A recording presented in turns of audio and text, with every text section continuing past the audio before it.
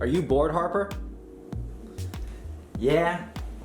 Alright, me too. Well, today we're going to learn how to make a podcast from home using just our smartphone. It's not going to be with her though, because she can't talk. But we'll find a good guest for you. We'll be back in a bit.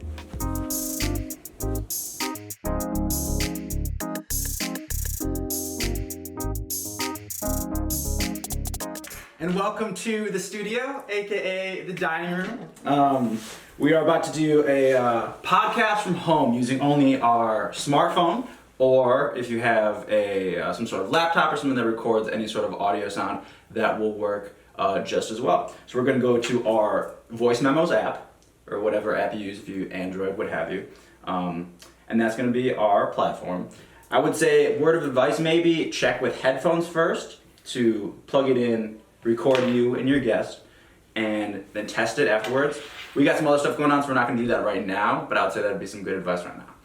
So we're going to put our recording device down, and we're going to enter the virtual studio from home. Hello everyone, how you doing? Welcome to the coronavirus podcast from home. My name is Benjy and I'm joined by my wonderful guest, public health nurse, and the woman who made me, Shelly Wax. Thank you for joining us in the studio today.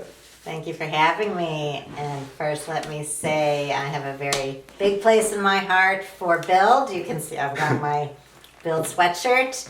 And I'd like to thank all the people that work at Build for everything you do to keep your community safe and healthy.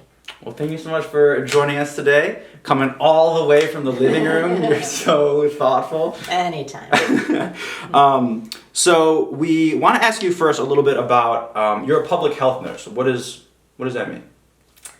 So I have actually been an RN, a registered nurse, for almost 37 years.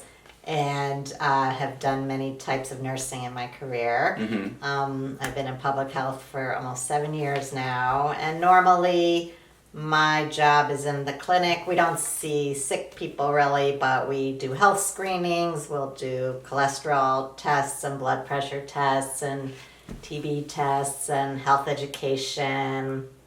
I give a lot of shots. If you ever want to come see me, I'd be happy to give you a shot on kids and adults.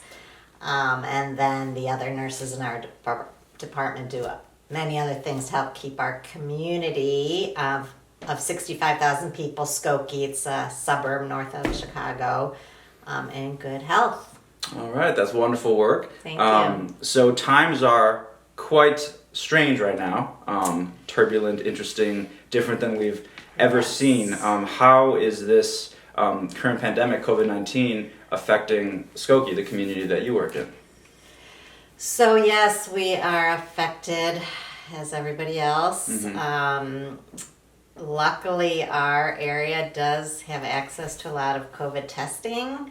So we actually, it kind of appears that we might have higher numbers of patients, but part of it's definitely because we have good access to testing. But I think in our town of 65,000 people, we're at about 245 cases, and we have had 7 deaths, but really nobody's died for a week now, which is great news. Yeah. But we've suspended all our other clinic activities. Our whole staff is just coronavirus 24/7. And you're not seeing patients, you're just communicating over. Yeah. Fortunately, we're right behind the front lines. Mm-hmm. Thank you to all our frontline people. But you're on the phone all day long. Yeah. So phone consultation, answering questions, but we find out about all the people who have a positive lab test every morning, and then it's our job to follow up and call them or talk to their family members, and then find out who their close contacts are, so that we can educate them on helping to prevent the spread of this crazy virus. So how does it happen that some communities will get more tests than other communities? Do you know? Why Skokie might have more? Our local hospital system, North Shore University, happens to have a lot of sites in our area, and Yeah. they've been great about being able to do a lot of testing with quick turnaround. So And Skokie has its own health department versus a lot of other municipalities. yeah, Skokie is one of 7 certified health departments in the whole state. Wow, that's it just so interesting. just so happens Skokie has one. Yeah. But like you guys are all under the Chicago Department of Public Health, who is amazing, led by Arwani? Also? Dr. Arawadi, who's doing a great job keeping you guys healthy. Just regarding testing, there seems to be a little bit about, and we'll get into a little bit more in a few minutes about misconceptions, but about everyone just like, oh, I need to get a test, and I've just heard you echo a little bit that shouldn't be the main concern. Can you elaborate a little bit on what you mean?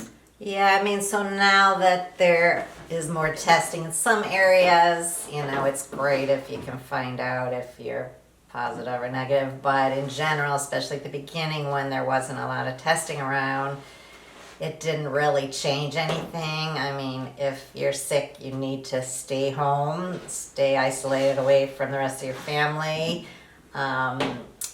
Whether you have a test that says you're positive or you don't have that test, there's a very good chance you have coronavirus. And also some people ran and got tested immediately, or if they just had someone in their family sick and it could come back negative falsely. In a few days you could turn positive. Right. And plus we, at least earlier on, we had to keep these tests for the seriously ill people. Right. But it really, whether you're negative or positive or aren't tested, in many cases the plan is going to be exactly the same. In some cases it would be very important to get tested. But Yeah. So what is your general advice for people to stay safe during this whole sort of crisis situation? I mean, as you've heard, from our great governor and from the CDC, Center for Disease Control, our national health program, and IDPH, Illinois Department of Public Health, who also is right here to help keep us healthy and safe. Really, the main things are, if you're sick, like I said, you stay home, don't leave your house, stay away from your family members. Really wash your hands well for 20 seconds, sing happy birthday twice. And the big thing is try your hardest to keep your hands off your face, because I know, I've been having some yeah, issues. yeah, I've been yelling at them. Germs can only get into your body through your nose, your mouth, or your eyes. Just touching something, it's not going to give you coronavirus. So the virus also is not airborne. You can't walk into a room and just catch it. You need to, somebody has to actually sneeze or cough right in your face, or the droplets from their mouth could fall on a surface and you could touch it, and then if you touch your nose or mouth, you could become sick. But that's why the 6 feet apart is so important, and you have to be within 6 feet for at least 10 minutes to really be considered a close contact. If you have to walk past somebody on the street, and they're not going to give you the virus unless What they if literally... I would walk past someone and they coughed in the air, and then I walked through their cough or something? I mean, potentially, but if you're staying 6 feet apart, that's not going to be an issue. Right. Okay. Is there any other sort of misconceptions people have or that come to mind? I mean, we had somebody call our department at the beginning and say, since this virus started in China, can I eat Chinese food? Come on, use common sense. Sorry, hands on face. Whoa, okay.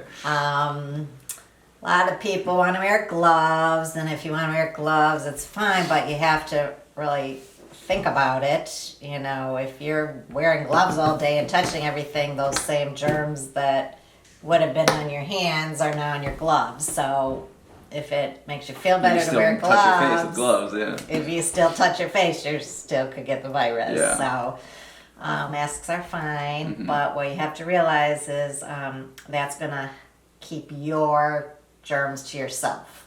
It's not going to protect you from somebody who has coronavirus because the particles are so tiny they could get through your mask. But what they're finding is you could have the virus and not have any symptoms for probably 1 or 2 days, and so that's what the mask could help protect you from spreading it before you know you have it. I've heard that it could be longer than 1 or 2 days that you're asymptomatic. Yeah, we're still learning a lot, but I think they're thinking, you could pass it, be a carrier for at least 2 days before you show symptoms. Gotcha. But you are hopeful for the future? We'll get through this. We have a lot of amazing medical, healthcare, public health professionals helping us. It's a difficult time, but we will get through it. But everybody has to do their part. Yeah. The 6 feet apart, the hand washing. You got to take it seriously. I mean, we've been seeing a lot of people in their 20s and 30s getting sick, so it doesn't just affect oldies like me. Right. Please. So, do you have anything else you'd like to share with us before we sign off for the day? I think we pretty much covered everything. Cool. Don't be scared, just be smart and take care of each other. Wonderful. Well, thank you so much for helping me out with this, Mama. You're the best. Thank you so much for all the work you do in the community and all your love for Build over the years. And hopefully we will catch you soon. And just remember, this is something that you could do with any of your family members. You can talk to your folks about their jobs, talk to your cousins about, what their passions or interests are. This is a very accessible thing that anybody can do. And what we would love is for you to, when you're done with this, you take your recording that you've been doing and you export it and you send it to us. And then we can put it as a part of our Build Radio podcast. And we'll take a little bit of everyone's podcast and show what they've been doing from home. So you can either comment in the Facebook or Instagram or YouTube and then let us know that you made one and we'll get in touch with you, or you can direct message us or message us on Facebook, email build@buildchicago. Get in touch with us somehow and show us that you made a great piece of media content and did something new when you were at home. You can even do this over Zoom. Zoom is a super hot video conferencing platform right now that you can record. So if you got a friend out in California that's got a crazy story, call them up on Zoom, record the conversation, send it to us. And thank you so much for watching and listening. Thank you so much, and we'll catch you guys on the flip side. Wash your hands.